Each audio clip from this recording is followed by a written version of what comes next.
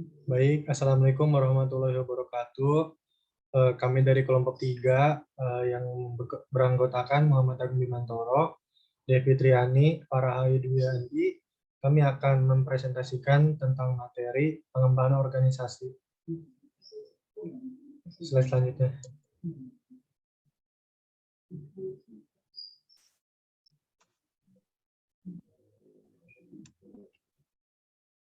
Lanjut ya. Nah, baik, yang pertama ada definisi pengembangan organisasi.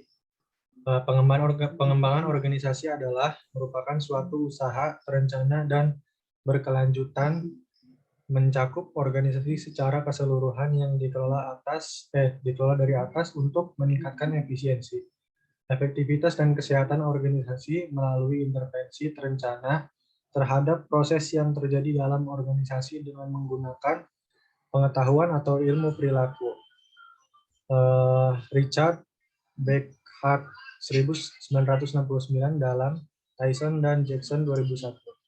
Edgar Schein yang dikutip oleh Handoko 2003 mengatakan pengembangan organisasi sebagai seluruh kegiatan yang disusun oleh para manajer, karyawan, dan lain-lain yang diarahkan menuju pembuatan dan penjagaan kesehatan organisasi sebagai suatu sistem total.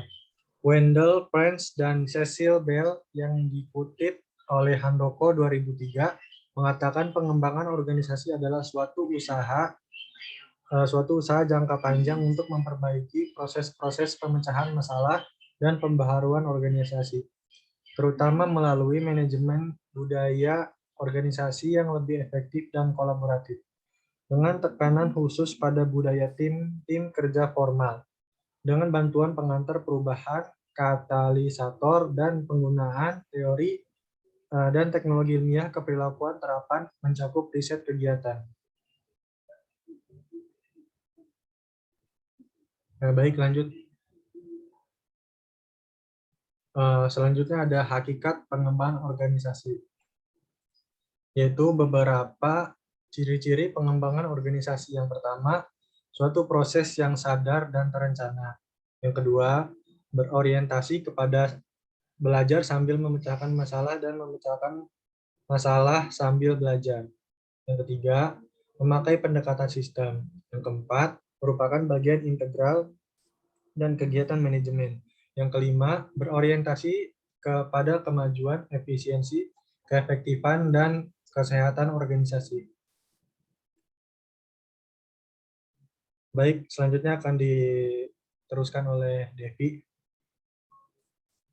Tujuan pengembangan organisasi secara umum, tujuan pengembangan organisasi adalah untuk meningkatkan efektivitas, efisiensi, dan kesehatan organisasi dengan cara seperti berikut.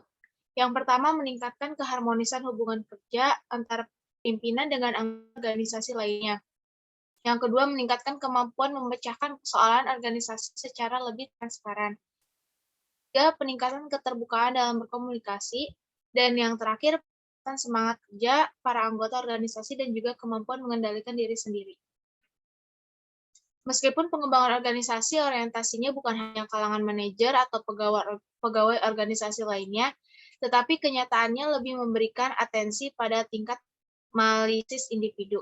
Tyson dan Jackson pada tahun 2001 menyimpulkan pengembangan organisasi meliputi hal-hal berikut. Membuat diagnosa tentang apa yang dibutuhkan untuk memperbaiki efektivitas organisasi dan menentukan tujuan-tujuannya, mengembangkan strategi untuk mencapai tujuan, mengembangkan aktivitas untuk melaksanakan strategi, dan memastikan arus balik ke monitor dan mengevaluasi kemajuan. Proses pengembangan organisasi. Proses pengembangan organisasi mengidentifikasi area operasi perusahaan di mana perubahan dibutuhkan. Setiap kebutuhan dianalisis dan efek potensial diproyeksikan menjadi rencana manajemen perubahan. Rencananya menguraikan cara-cara tertentu di mana perubahan akan meningkatkan operasi perusahaan yang akan terpengaruh oleh perubahan dan bagaimana hal itu dapat diluncurkan secara efisien kepada karyawan. Tanpa pengembangan organisasi sebagai bagian dari manajemen perubahan, perusahaan akan memiliki waktu yang sulit mengembangkan program manajemen perubahan yang efektif. Selanjutnya akan dibacakan oleh Farah.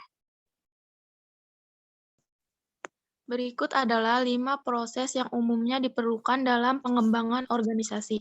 Yang pertama, identifikasi dan definisi masalah, pemahaman dan identifikasi masalah dalam organisasi adalah langkah pertama proses organization development. Kesadaran masalah meliputi pengetahuan tentang kemungkinan masalah pertumbuhan organisasi, kepuasan anggotanya, efektivitas organisasi, dan penggunaan SDM.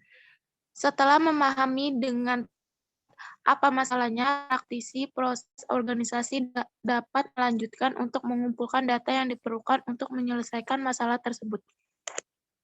Yang kedua, pengumpulan data yang diperlukan. Pengumpulan data mungkin merupakan aktivitas terpenting dalam proses pengembangan organisasi. Wawancara, observasi, dan kuesioner adalah cara dasar paling umum untuk mengumpulkan data. Metode pengumpulan data pun bisa berbeda-beda sesuai dengan sifat masalah yang dihadapi. Perusahaan. Setelah mengumpulkan data, organisasi melanjutkan untuk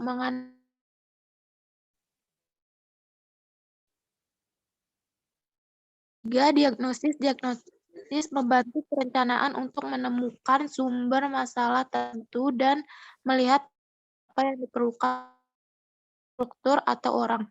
Yang keempat, perencanaan perubahan dan implementasinya. Setelah mendiagnosis masalah, organization development mengalihkan perhatiannya ke perencanaan perubahan dan menerapkannya.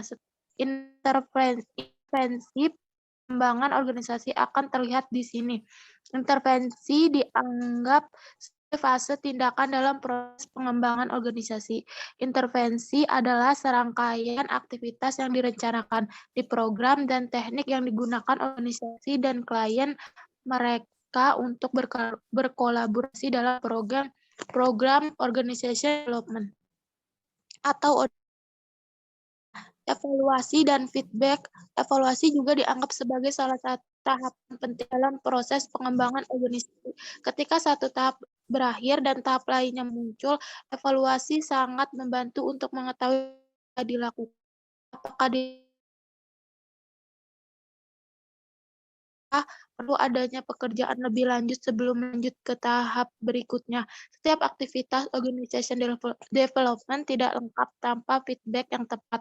Feedback adalah proses menyampaikan evaluasi kepada karyawan atau kelompok yang bersangkutan melalui atau laporan. Umpan balik harus ditangani dengan hati-hati karena terkadang faktor yang bersifat subjektif bisa terlibat.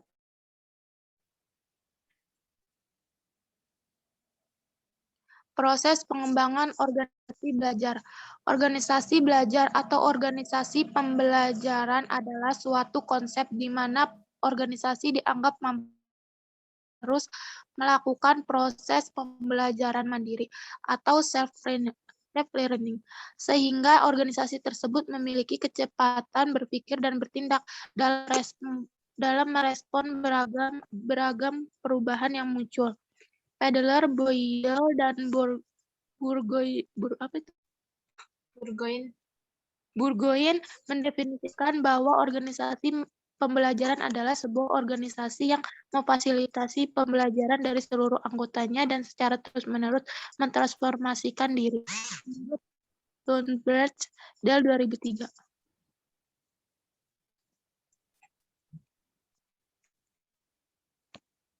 Proses pengembangan organisasi belajar. Profesor Jan Hidayat Takramaja pada suatu seminar memberikan pandangan mengenai 3 gelombang pembelajaran atau learning. 1. Gelombang pertama, organisasi dan perusahaan berkonsentrasi pada peningkatan proses kerja, improve work process. Dalam fase ini muncullah konsep Kaizen, TKM, TKI, dan konsep-konsep lain yang berbasiskan pada mengatasi hambatan dan batasan.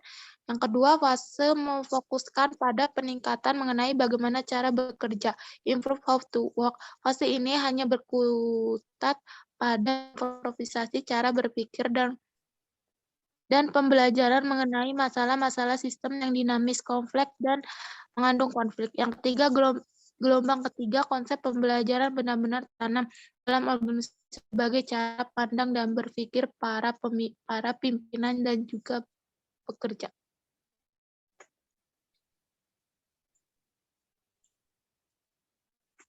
Selanjutnya, Dikembalikan lagi kepada Agung.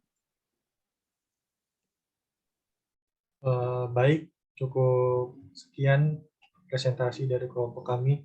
Kurang lebihnya mohon maaf. Wassalamualaikum warahmatullahi wabarakatuh.